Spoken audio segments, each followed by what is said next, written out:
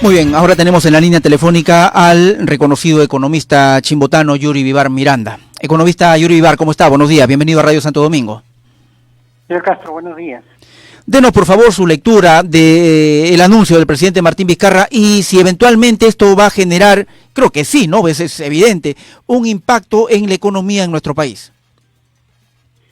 Mire, la economía siempre está muy vinculada a la política. La política, por lo general, determina la economía y la economía dirige la política, ¿no? Eso desde siempre. Por lo tanto, va a haber repercusión, por lo general, a nivel de nuevas inversiones que van a esperar que se tranquilice la situación política del país para arriesgar sus inversiones nuevas. Sin embargo, yo no creo que tampoco sea tan alarmista el tema, porque ya hay muchas inversiones que estaban programadas y que ya han dado inicio, y esas no se pueden detener. Si bien es cierto, ya no vamos a crecer a 3.3, 3.5 que está previsto, bueno, estaba previsto a 4, luego bajaron a 3.5. Creo que el PBI va a seguir de alguna manera siendo el más alto a nivel regional, alcanzando probablemente 3.2, 3.3. Yo creo que ahí hay que tomar algunas medidas y fundamentalmente esas medidas creo que se deben dar a nivel regional y a nivel local. No olvidemos que en el caso de Ancash, a la fecha solamente se ha ejecutado el 26% del gasto de inversión. A nivel de todo el departamento solamente el 24% de inversión. Entonces, si la economía nacional está fría, creo que corresponde a los gobiernos regionales y los provinciales con el dinero que tienen, calentar la economía haciendo una inversión más eficiente, más inteligente de cara a lo que se nos viene, ¿no? Uh-huh. Digamos, no es lo mismo para los gobiernos regionales coordinar con un gobierno central que tiene 2 años por delante que con un gobierno que tiene 1 año por delante. ¿Cuánto impacto, digamos, esto podría provocar en regiones como Ancash, por ejemplo, que aguardan con expectativa la transferencia de recursos económicos para financiar proyectos como Chineca, por citar solamente un ejemplo? Si se diera el caso que definitivamente haya nuevas elecciones o solamente 1 año del último periodo gubernamental, de todas maneras retrasa todo lo que se había avanzado. O sea, como usted dice, no es lo mismo, ¿no? De allí que la exigencia sea a los gobiernos regionales y locales con lo que ya se tiene, ¿no? No olvidemos, por ejemplo, que ya los gobiernos regionales y los gobiernos locales, en el caso de Ancash, ya tienen los 1.250 millones del aporte minero entre canon y regalías, ¿no? Entonces, hay que dinamizarnos nosotros mismos y sin dejar de entender que sí es un problema el tema del Ejecutivo, ¿no? Uh-huh. El otro aspecto, digamos, que, no sé, creo que es importante, ¿no? El tema de la institucionalidad. Y digo creo porque a veces, lamentablemente, cuando nos encontramos con un Congreso como este que tenemos, o incluso con un Ejecutivo como este que tenemos, tiene a un presidente que no ha sido elegido por el mandato, por la voluntad popular, sino que ha sido, digamos, de manera fortuita llegado a donde está porque el titular, ¿no? Ya saben ustedes todo lo que tuvo que afrontar, ¿no? El señor Pedro Pablo Kuczynski.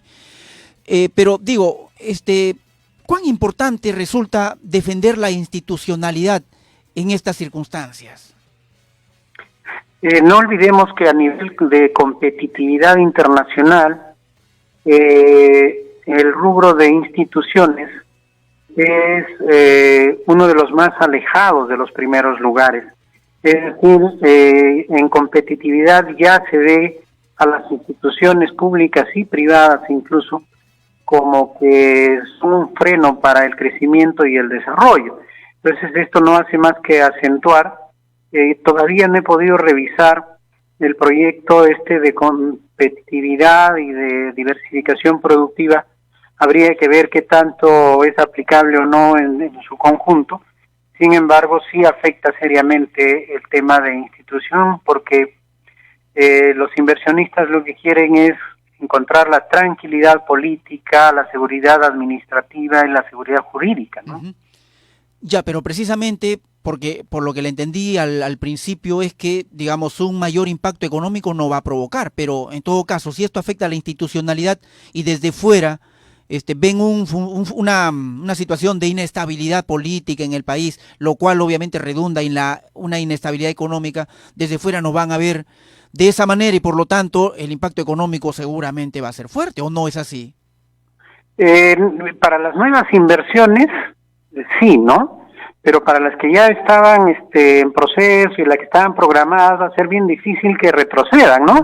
El tema es que el Perú también maneja otras variables hacia el exterior que lo analizan las aseguradoras de riesgo, como son el tema fiscal, el tema del manejo macroeconómico, el tema de las tasas de interés, etcétera, que nosotros sí estamos a buen ritmo, ¿no? Entonces, al haber todavía garantía, por ejemplo, crediticia hacia afuera, las inversiones todavía pueden de alguna manera ver un panorama no tan sombrío, ¿no?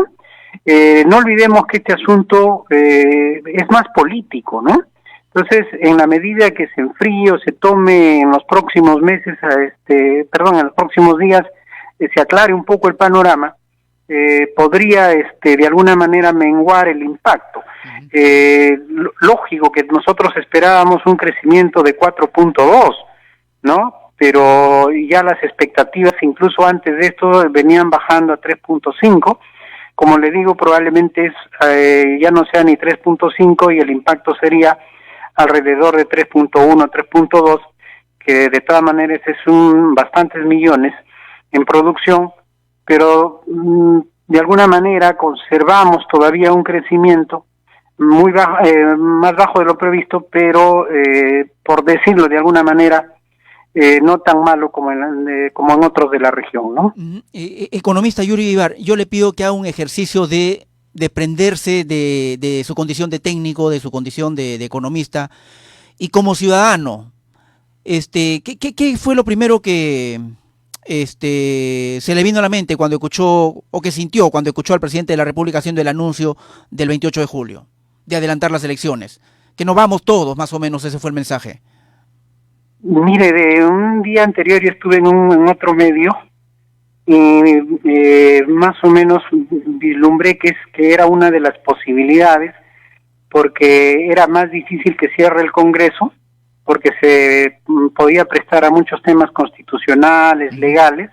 Entonces yo había visto que podía ser esta una medida en la medida que era más salomónica, ¿no?